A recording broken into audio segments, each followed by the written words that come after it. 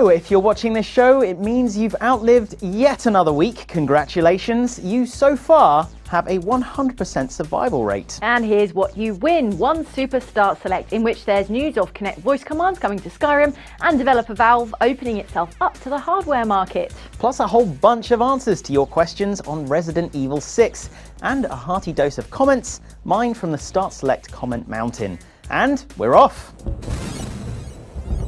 If, like me, you're still playing Skyrim, maybe wandering off the main quest line to noodle around in the wilderness, and you're playing on a 360 and you've got a Kinect, there's a treat on the way to you. Bethesda has announced a free Kinect support update for the Elder Scrolls V game on Xbox 360 that will add over 200 voice commands later this month. Among those commands are the dragon shouts, of course, and menu commands and follower commands, so soon you can be all for Srodar and Lydia destroy that dude without pressing any buttons. Isvanus. Less exotic, but maybe more useful in the long run, the update also lets you sort inventory items by name, weight and value. Very handy. And what about regular downloadable content? Well, Bethesda says it's been proper busy creating the first add-on for Skyrim. It'll have new quests and new places to go, and it'll be exclusive to the Xbox 360 too. Sorry everyone else. Doing our bit to boost the economy, we reach the section of the show where I tell you about what jobs are going in the games industry, because get back to work, you lazy bum. Rise and shine, Mr. Freeman. Site Engadget has spotted one such vacancy listing popping up over at valvesoftware.com.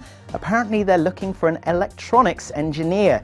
Now, it's worth noting before we go much further that it's valvesoftware.com. That's what Valve do, they make the games that we love. But read on a little in that listing and it paints a very different picture for what Valve are up to next. For years, Valve has been all about writing software that provides great gameplay experiences.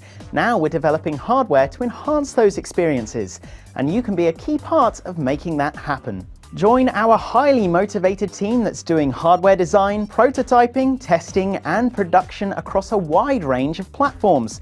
We're not talking about Me Too mice and gamepads here. Help us invent whole new gaming experiences. Now, hardware design across a wide range of platforms would suggest that they're just branching out into the peripheral market. We agree. But under the sole listing of the successful candidates' duties, we see work with the hardware team to conceive, design, evaluate, and produce new types of input, output, and platform hardware. Platform hardware. You read it, I read it, she read it. I read all. Right, me too. Except for the rest of the job requirements, which detail expertise in stuff I can neither explain nor spell. So if you think you know how to work an ARM x86 system with DSP and signal integrity and analysis, you might be in luck. Just drop your FCC/CE/UL certification and CV, presumably, to valvesoftware.com/jobs. Best of luck.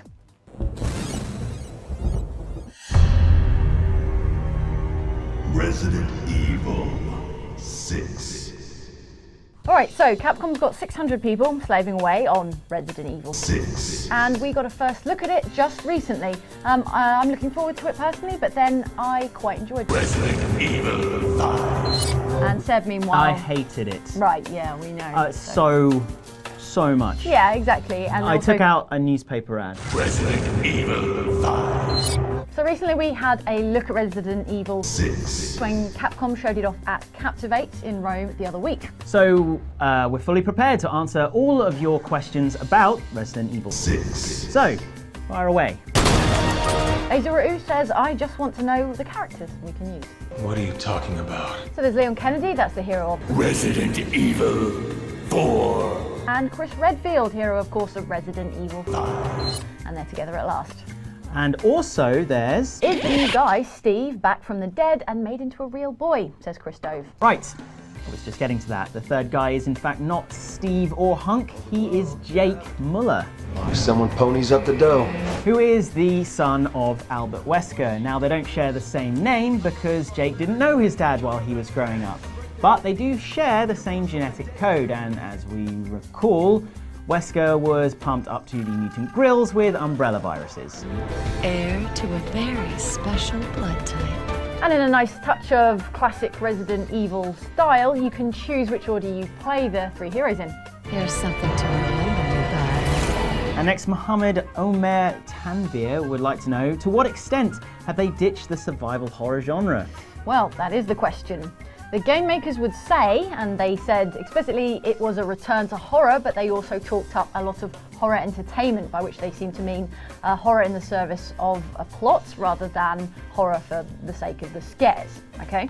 There was plenty of slower, spooky stuff in the portion of the game we saw, in which Leon's like mooching around this old university building, kind of like a haunted mansion stand-in, but it could go the same way as Resident Evil Revelations, which started out slow and creepy in another haunted mansion stand-in, and then kind of got a bit more action-focused as it went. This is Raccoon City all over again. Will there be real zombies? I want to shoot corpses of undead, not mutant things with weapons, says Tyron Wayne. Again, the makers of the game say real zombies, but that also depends on your definition of real zombies. The ones we saw were sort of slow and lumbering from far away, and then they're slightly faster and jumpier and lungier as they get close up. And in the portion we saw, they weren't shooting or mutating or anything, but some were carrying improvised weapons, and Capcom has said that those carrying weapons will be things to do with what they were up to in their previous pre-zombie lives. One of the guys we saw was carrying a metal pipe, so we can only assume he was a plumber. And Thomas Buttery wants to know online features. What are they offering? Well, Thomas, there's going to be a mercenaries mode, which you might remember from recent Resident Evil games, but this time it's unlocked from the get-go. And of course, there's co-op. Speaking of which, Wakel Lath says, will there be co-op with Leon and Chris? No, sorry, Chris and Leon will cross paths, but it seems you won't be able to play both at the same time. The main quest line is co-op throughout, either with a player control partner or with a computer control partner, and each of the main guys gets a different sidekick. Leon gets Helena Harper. She's a US Secret Service lady who should have been protecting the president. Mr. President! Chris gets a sniper buddy called Piers Nivens. No, really. And Jake gets Sherry Birkin. Remember her? She was the little girl from Resident Evil 2. The way Capcom's telling it, she's all compassionate and caring, and he's a cynical, unfeeling mercenary. So, will she melt his icy mercenary heart? We say Resident Evil, yes. I'm not gonna let anything happen to you. The world needs you. And Mike Johnston wants to know, how is Chris coping after coming off the steroids? I don't know. Chris, are you coping? No, goddammit! Adam Shepard wants to know, does Chris Redfield still have the power to crush a boulder with his bare hands? You mean like this? Okay, so he's not quite as ham-fisted, beef-cakedly ripped as he was in Resident Evil 5. But he's still pretty buff, and isn't that what we all really want to know? We need backup! And Adam Shepard wants to know, also, will cover spots play more of a role in Resi 6 than Resi 5? Well, it looks to be the case. We didn't see any cover in the demo we saw over at Captivate, but in the first trailer you might remember you can see a guy sliding into cover, and then the main enemy creature, which actually isn't a zombie, is a dude called a Jarvo, sprouts this red tentacle thing and goes for the guy behind cover. So it will be there. It must be what's creating those Chihuahua. All right, and John Carl Adams wants to know, can you actually walk and shoot at the same time? Because in my opinion, that's a rather good survival technique. Yes, yes you can. And there'll be dual wielding, there'll be plenty of melee, and you can even shoot from prone because, as Capcom says, lying down on the floor when surrounded by zombies is an extremely good survival technique.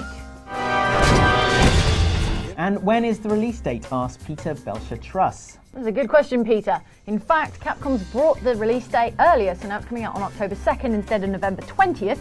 They say it's because they just can't wait to get the game into your hands. You're so excited to play it. But also, it does mean they get the jump on the big games this autumn, like Assassin's Creed 3 and Bioshock Infinite. Finally, Steve Uzor wants to know what happens at the end. Well, my guess is they go with another virus. New virus, next virus. I'm thinking the Q virus. They had one of those. I've used all the letters at this point. Okay, surely. so we're going to go to numbers all now. 26 viruses. Yeah, Okay, sure. so virus 4, Like 5. non-alphanumeric character viruses. Percentage virus. Right, the ampersand. Hashtag virus. And that, folks, was Resident Evil 6. Though, if you'd like to read the full preview, hop on over to the URL on screen right about now. And after that enlightening bit of audience interaction, we reach the part of the show where usually we read out some more things you've said. But seeing as we've already hit the legally obligated minimum target for interactivity, this week I'll instead be doing a reading from my soon-to-be hit autobiography. The word ultra handsome gets thrown around a lot these We days. discussed this. Yeah, said it was a rad It idea. doesn't even sound like something I would say. Look, give me that book. Never, never! All right, fine. Let's see what you've been chatting about since we've been gone. Kicking off Tuesday's newscast, Cameron Robinson brought us the latest on anti-LGBT groups upset at the homosexual content in EA's Star Wars The Old Republic and Mass Effect 3. The word is, Electronic Arts is standing behind its content, claiming it wasn't pressured into adding the same-sex options and emphasising it wouldn't tolerate hate speech in its forums. So, what do you guys have to say on the matter? We looked at Johnny47 first. Your thoughts, please. There should be more homosexual stuff in games. I mean, why avoid it? It's everyday life, and to the parents complaining about their children, it says on the game cases what content is in the game, and they'll only learn about it in school anyway, in those random sex education classes. Ah yes, the random sex ed class, equal parts fascinating and terrifying. We remember them well. You'd just be playing Pokemon and boom, randomly selected for a talk on a random STI at random. Repressed memories aside though, part of the campaign against EA suggests the majority of gamers playing the titles in question are in fact children. With that said, Scorpion 1813 moves that the blame not be placed on the publisher, but on the parents. Yes, let's think about the children, not because they're playing a game that allows homosexual relationships, but because they're playing a game that is rated either mature, MA15+, 15, and I've even seen it rated 18 in some places. So yes, let's blame the developers for including mature content in a game that's intended for mature gamers, and completely ignore the fact that parents should be held responsible for the content their children are exposed to. While GameSpotter Thribs adds simply, I don't know what the fuss is. If you don't like the gays, then don't play as one. Simple and effective thinking there, Thribs. I like it. Next we reach the subject of today's feature, Resident Evil 6. More specifically, the news that the premium edition will retail for a meager $1,200, or just over £800 if you're from the UK like us. The biggest treat included is an actual leather jacket modelled on the one worn by curtain-haired hero Leon S. Kennedy. That didn't half start you guys asking questions. Guys like Grey Fox 1984 and questions like, how much would it suck if that jacket didn't fit? We put the question to wise Tibetan monks who answered thusly, a whole freaking bunch is how much. But GameSpot user Shooters125 points out that Capcom isn't the first publisher to produce gaming get-up, and not the cheapest either. You can get Commander Shep's hoodie for $80 at the BioWare store, and a leather jacket for less, I bet. Right, after $200, you're really only paying for the zombie bloodstains and the chew marks and the authentic Leon Kennedy scent. And finally, GameSpotters and Strata adds $1,200 for a jacket. You can buy an armor jacket with Kevlar and armor plating for that. It will stop real bullets and look stylish. What the heck is with that price? Leon Kennedy is immune to such trivial things as bullets. Leon Kennedy drops all $1,200 on looking good. Sweet, looks like we pulled off another episode without exploding the cameras. Of course, we'll be back next week, but until then, happy gaming, and we'll see you next time.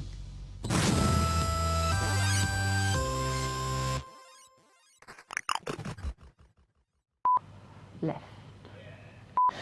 Ruffling her up a bit as if she kicked your ass. Is it going to look ruffled? I can... Possible? Oh no, he can't break out of mode. Will it show up? Yeah. This is going to be a theme. This is a violent theme. You want to re-handsome it by Oh, thank you. I was getting the shakes. And on the third day, he realised the curtains were still open, so he put his clothes back on and rejoined his colleagues. See. Excellent. Yeah. Well, hi. Hey. That was a treat. Yes, That was a bonus. Extra little bit for Yeah. you there. You can pick up this book at all mediocre bookstores. Excellent. If you'd like to see more Start Select also, you can click up here. And if you'd like to subscribe to GameSpot on YouTube, it's this button up here. Until then, I think another chapter from the Book of Seb. Okay. Yeah, All cool. right, fine. Good. And he did realise that his clothes did not fit.